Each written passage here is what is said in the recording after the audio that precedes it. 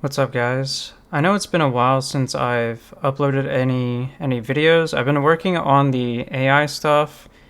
I've been programming a lot lately, and I'm still streaming every day, so I don't really have time to to really upload because I have to edit my own videos. But I wanted to make this video because I really had a lot of faith in Bodycam. I really wanted it to succeed, and by the player numbers, you can see that the game is dying out. I personally quit after I hit 1,000 hours in the game. I know that's a bit too much for a game like that, but it was, I had a lot of fun on the game. I had a lot of hope for the game. And there's a lot of pros for this game that I want to talk about, and a lot of problems and what needs to happen if they really want to have the game thrive. So the first thing that comes to my mind, I have a list here on my monitor, but the first thing that has ever came to my mind is the replayability of the game. Right now, the only reason to play is to hold leaderboard ranking, and it is very tiresome. I got top 10, and I stopped caring about leaderboard because, I'm playing the same maps, the same weapons, constantly waiting for skins to pop up in the shop and stuff. And even the stream in this game was just atrocious, I can't even lie. But the first thing is an overall player level system. I don't necessarily think it should be prestigious like a copycat of Call of Duty or something, which I wouldn't mind, but I think it should be something like similar to Dead by Daylight. If any of you have played Dead by Daylight, when you hit level 100, like player level 100, not like the competitive rank, like red ranks and stuff, the moment you hit 100, it resets back to 1, and it gives you a devotion rank, which is technically a prestige rank, and you get shards out of it, so maybe you can get, like R point tokens or something, something just like that, and it would easily make people want to come back and play. And about streaming with the game, this is something I've argued, and I was personally told by I think Zooks. Zooks is, if you go to their Discord server, he's basically the guy to talk to the devs and to get things fixed. So there's a problem with Bodycam and OBS, even Streamlabs OBS. For the people that use game capture on OBS, you cannot game capture Bodycam. I don't know if they fixed it. I highly doubt it. I would probably bet money that they haven't fixed it still to this day after I quit. A lot of people were asking how to stream this game through game capture, and obviously game capture is superior compared to window capture and display capture, especially when you're on one PC. If you have a second PC, this doesn't affect you at all. Game capture gives you the best performance when it comes to streaming on one PC. Window capture is like in between. I didn't have a huge problem with window capture, which I think was another cause of the game hating OBS and then blue screening me or crashing my GPU, which is something I will talk about. But with window capture, if you're on Windows 10, I don't know about Windows 11, but if you use window capture, there will be a yellow outline around the screen.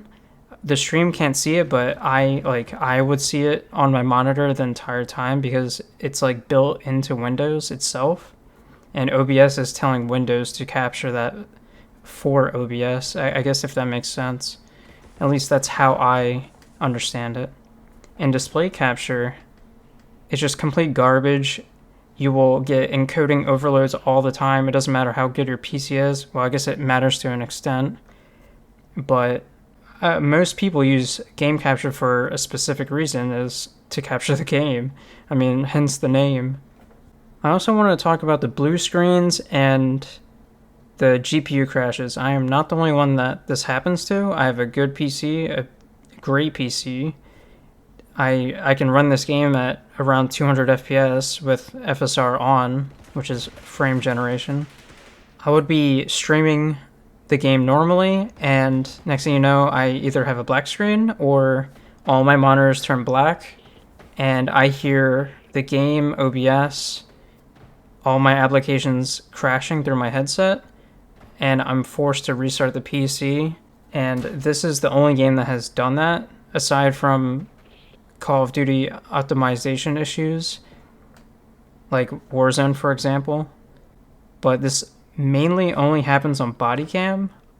Ever since I quit, it hasn't happened since. I don't know if they fixed any of these issues. I haven't really kept it updated. So if they have, you can comment saying, oh, they fixed this.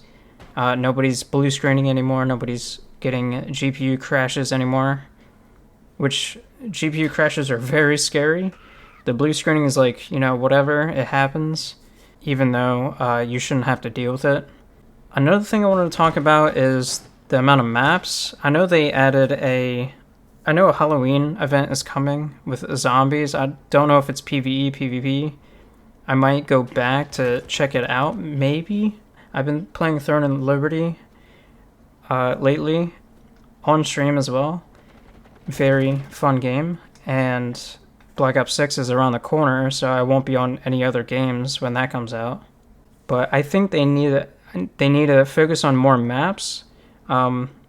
If I'm not mistaken, I think the majority of their maps, or if not all of their maps, are assets, which is, it's fine, but the amount of maps in the game currently, I just feel like there needs to be more. Kind of throws me off of replaying the game over and over and over. Also, this is very important. I will argue this until the day I die. They need to have more developers, more programmers, more, I don't know about designers. I think they probably have enough, I'm guessing. It's cool and all that they, only two brothers created this game from the ground up. It's very impressive in my opinion. But to push out updates faster and to have the updates to be better, even more updates, hiring more developers should be one of the top priorities. And I will tell you what the number one priority is at the moment. The number one priority, aside from more developers, which I guess you can argue that should be a top priority, is mine is peer-to-peer connection. It is complete garbage. I don't know why it's a thing. I don't know why it's a matchmaking method. It's so exploitable, it's insane. With peer-to-peer connection, you can grab anyone's IP in the lobby. It's disgustingly easy. That is also why I run an OVH every time I play peer-to-peer games, or I have it running all the time, but that's exactly the reason why. I've had people try to DDoS me on the game already. I might have a few clips on it on my Twitch channel. Maybe I'll upload them on YouTube. I'm not sure yet. I do want to talk about Black Ops 6 before that game comes out, but I want to get this video out as soon as possible. But peer-to-peer connection, it needs to be a dead method of matchmaking. I can't believe it's still a thing. Also, I don't know if you guys know, older Call of Duties, I'm not sure if this is still the case. I was told that it was still the case, which is why I won't play older Call of Duties on PC at least. Otherwise, I would, stream some old Call of Duties, mess around and stuff. But apparently, old Call of Duties still have RCE exploits, so they can remote control your computer if they wanted to. That's still a thing. You want to confirm if it's still a thing. I can't say for sure. I've been told by everybody that I've asked and talked to that played older Call of Duties and stopped playing because of that issue. Something like that could happen with Bodycam when it comes to peer-to-peer connection, or any game rather. I'm not sure exactly if they can do what Power World or Rust does, where a player can buy server hosting and host a server, because in this game it's overall leveling, an overall leaderboard, overall Well, I guess skins wouldn't matter. But if there's like leaderboard ranking, I think it's SR ranking. I'm not sure if they can have it server-wide because they're all different servers hosted by a different player. So it would have to be like different progression per server, you know, just like, just like Palworld or just like Rust or DayZ. I mean, there's a bunch of examples. So I think their only option is dedicated servers. That's the only thing I can think of. Maybe player server hosting could work. I don't know for sure. I don't think it would with how this game is running at the moment. There's also a few complaints I personally have. There was a bug that they introduced somewhere around the Backrooms update where they made it so you can sprint any direction. I know it was not intentional because they fixed it 24 hours later. And I'm not gonna lie, sprinting any direction felt like cleaner movement to me. It felt less clunky. It just felt more fluid. And it's, in my opinion, more realistic because you can technically, you know, run backwards in real life. Same going sideways. Obviously not as fast, so maybe they can slow it down. If they reintroduce that, then they could make that the base movement. And it was by accident, but it was one of the most fun days I've had on Bodycam because of that.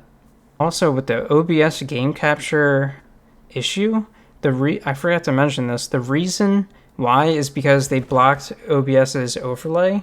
I was told by Zooks that it was a mistake, and of course I made complaints about it on their Discord and everything, and to Zooks on stream because he came by the stream.